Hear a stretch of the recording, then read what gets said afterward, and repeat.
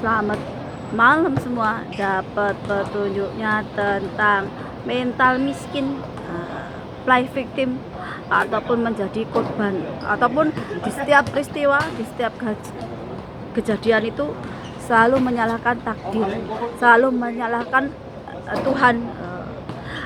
Nggak perlu orang lain. Saya juga pernah ada di fase itu, di mana saya selalu menyalahkan takdir Tuhan. Hanya bisa pasrah. Itu ketika apa?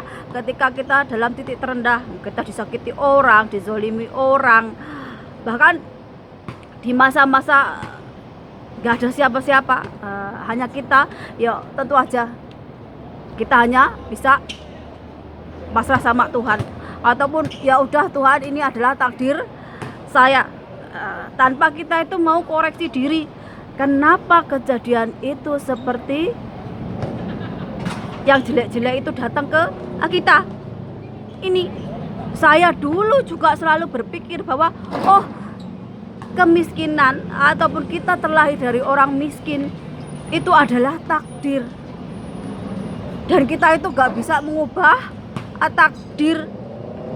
Tapi ketika Tuhan itu ngasih kecerdasan otak nih, belajar dari perjalanan hidup, apalagi di kota besar seperti Hongkong ini yang multi etnis, dari berbagai macam suku, bangsa, agama ada di sini, tapi dinaungi oleh hukum yang adil, yang sama, rata. Itu yang membedakan Indonesia dengan negara seperti Hongkong ataupun negara-negara lainnya. Dan ketika kecerdasan itu diberikan sama Tuhan, aku jadi ngerti nih, ternyata kita itu miskin bukan karena takdir Tuhan, tapi karena pola hidup kita. Seperti kita ini udah didoktrin dari mulai kita oro itu, anak orang miskin ya tetap akan miskin, kastanya orang yang rendah ya rendah. Seperti itu doktrin yang mengajarin kita menjadi orang yang gak berguna. Sama seperti ketika kita itu didoktrin pakai agama, yang sekarang ini sering terjadi, kayak kejadian di Sidoarjo, pondok pesantren ambruk. Hanya bisa menyalahkan takdir. Itu udah takdir dari Allah, tanpa kalian mau koreksi. Kenapa kejadian itu bisa terjadi? Karena bangunannya ringkih, ataupun bangunannya itu nggak kuat. Apalagi yang ngerjain bukan orang yang ahli. Kalian nggak hanya menghilangkan nyawa anak-anak yang gak berdosa, tapi kalian zolim sama mereka. Kalian nggak hanya memeras tenaga mereka, tapi nyawa mereka juga. Jadi yang ada di otak saya ini nih, kalian manfaatkan anak-anak yatim piatu, anak-anak yang di pondok pesantren itu untuk apa? Untuk kepentingan pribadi kalian. Apalagi kalau sampai pondok pesantren itu didanai oleh pemerintah.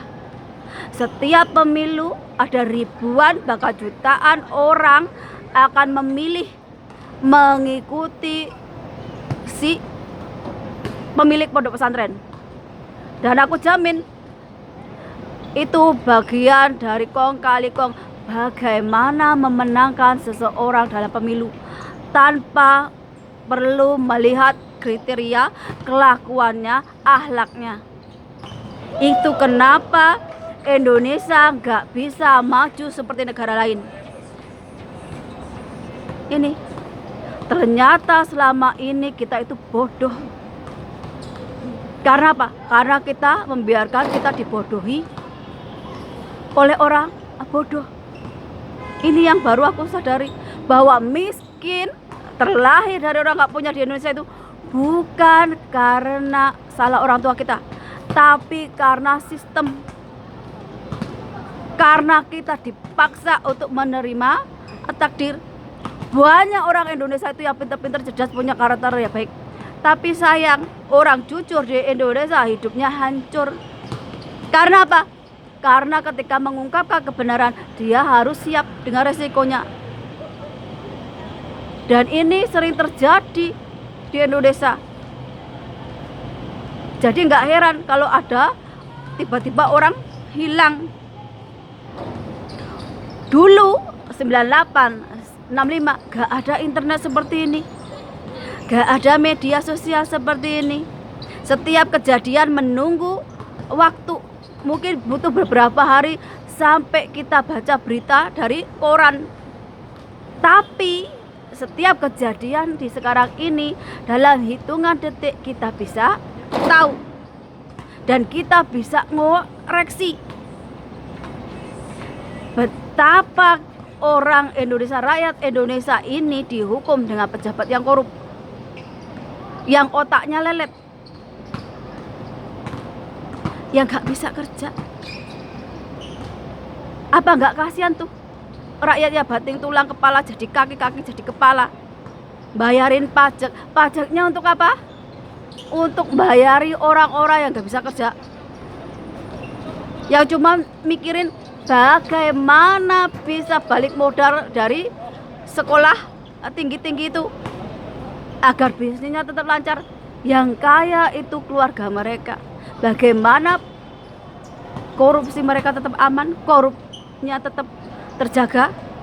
Ini makanya kalian kalau pengen mengubah nasib, mengubah takdir, cerdaskan otak, ubah nasib kalian.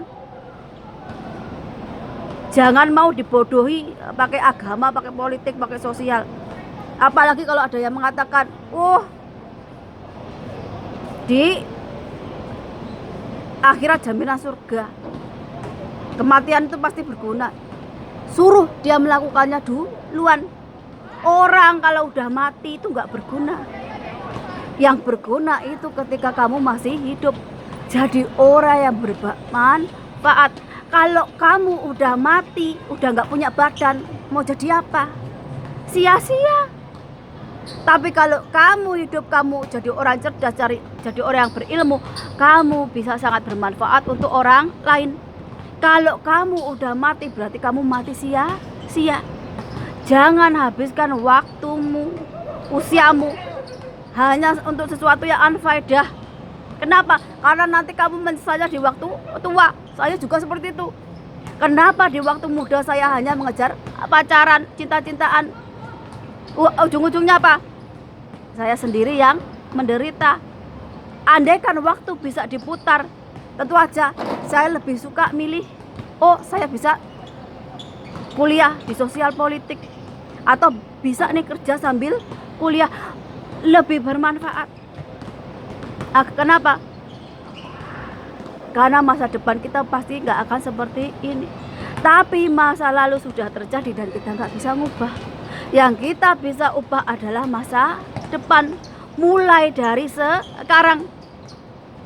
Ini yang aku ajarkan untuk generasi yang akan datang. Mau anakku kayak mau anak siapa, kayak mau siapapun, bahwa hidupmu ada di tanganmu, bukan di tangan ibumu, bukan di tangan orang tuamu. Jangan salahkan takdir, jangan salahkan orang tua kalau terlahir dari orang nggak punya. Kamu sendiri yang harus mengubah nasibmu. Jadilah kamu itu orang yang merintis atau jadi seorang pendiri, bukan pewaris. Mental kaya itu dibangun dari kita sendiri. Kita harus belajar mulai dari kerja ikut orang. Kalau kita udah merasakan gimana rasanya kerja sama orang, kita bakalan jadi tahu nih bagaimana kita menghargai orang lain. Kalau kita aja nggak bisa menghargai orang lain, bagaimana kita akan sukses? Nih, jangan pernah menyepelekan karakter yang jelek di dalam diri kita. Karena apa? Karena itu yang akan menghambat kesuksesan kita. Tapi kalau karakter dominan kita adalah hal-hal yang positif, hal-hal yang baik, kunci sukses ada di tangan kita. Ingat, kunci sukses itu di tangan setiap orang, bukan tergantung pada orang lain. Sama kayak saya ini, kayak saya bisa sukses dengan cara saya sendiri, tanpa saya harus menikah dengan orang lain ataupun saya punya pasangan. Nih, kenapa saya menolak patriarki atau derajat perempuan itu lebih rendah daripada laki-laki? Karena bagi saya laki-laki atau perempuan derajatnya sama di mata Tuhan. Di mana dia paling tawakal, paling beriman, di mana dia mampu menjalankan perintah Tuhan dan meninggalkan apa yang dilarang Tuhan. Tidak ada dosa atau kesalahan atau kejahatan apapun yang bisa bebas gitu aja hanya cukup dengan kata maaf. Enggak, ada ikatan antara manusia dengan makhluk lainnya ataupun manusia dengan manusia lainnya. Jadi setiap perbuatan itu akan membawa karmanya sendiri-sendiri.